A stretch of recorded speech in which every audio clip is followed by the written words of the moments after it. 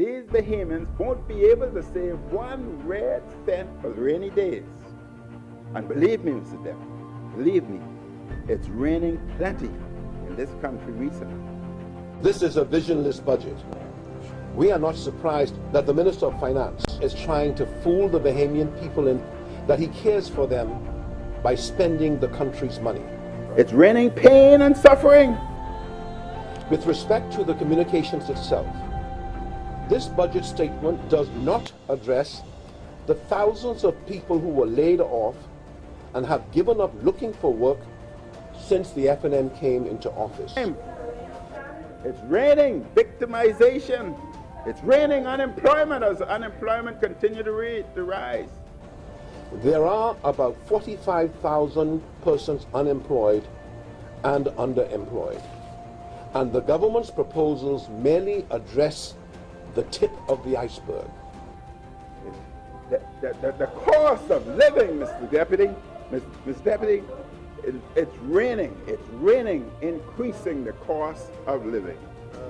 Secondly, we are concerned of the changes in the figures on the national economy of the Bahamas. Our own experts will be studying these issues and responding appropriately. We also note that the Minister of Finance is unable to offer any prediction that unemployment will change. It's raining poverty. As poverty increases, oh, the middle class, it's raining in that as the middle class continue to shrink. His statement shows that there will continue to be high unemployment in the country. We are not surprised. As usual, we saw no plan to solve this problem in the long term. This admission in and of itself is an admission of failure by the Minister of Finance in managing the country's economy.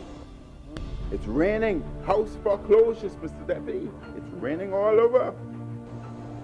Not only that, the news about public service is also not a surprise. The Minister of Finance had no choice. The public service needs relief. Too little, too late. What else can one say in response to the budget communication? Unemployment is rampant and increasing. Businesses are losing money and closing. If you want to know this government's real values, their real priorities, look to the budgets they produce when elections are not looming.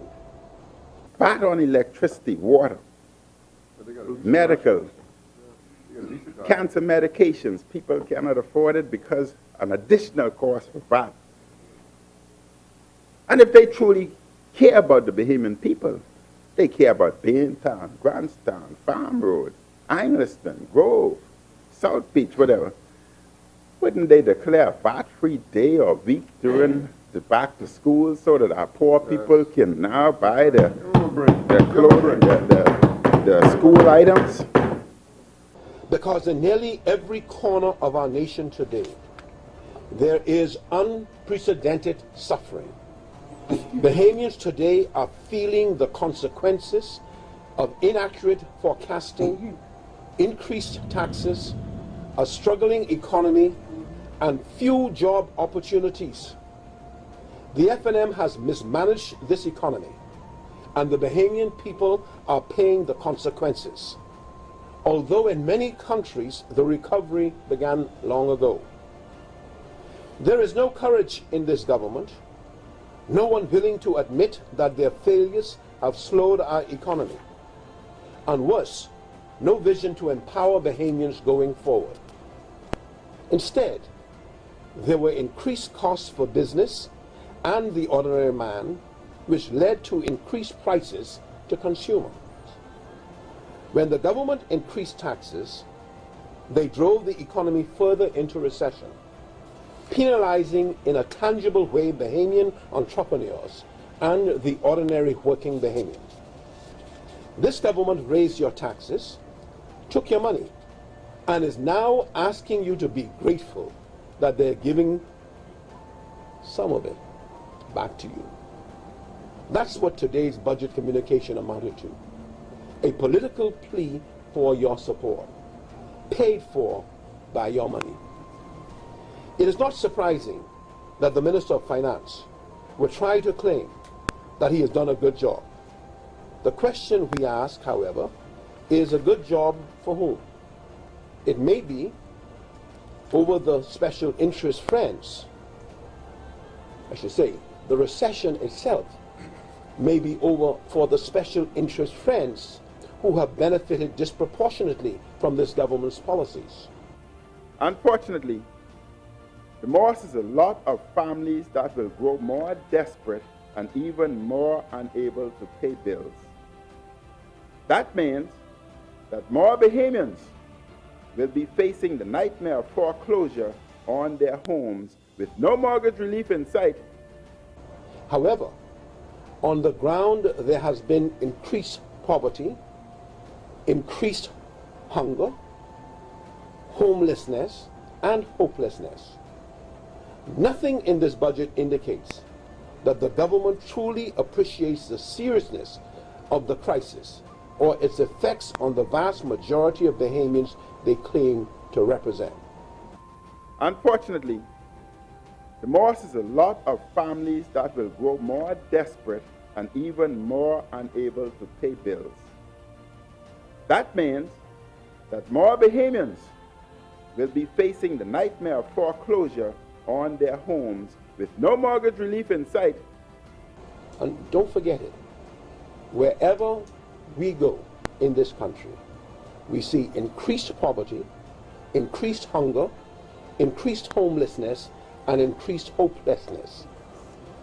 This budget does not provide any plans or vision for the establishment of careers for the majority of the youth of the Bahamas. We heard short-term proposals for temporary employment for some, but we did not hear any vision as to the opportunities for the majority of our youth to establish and grow their careers to ultimately become entrepreneurs and owners of the economy of the Bahamas. They promised faithfully to put Bahamians first. That promise, Mr. Deputy, has proven as empty as the minimum wage compromise. Their power broking, their extended electioneering has put the Bahamian people's interest at the bottom of their list every time. This government has put special interests and foreign interests first, not Bahamians. In addition, this government has failed to address the medium and long-term sustainability of the economy of the Bahamas and the best interests for Bahamians.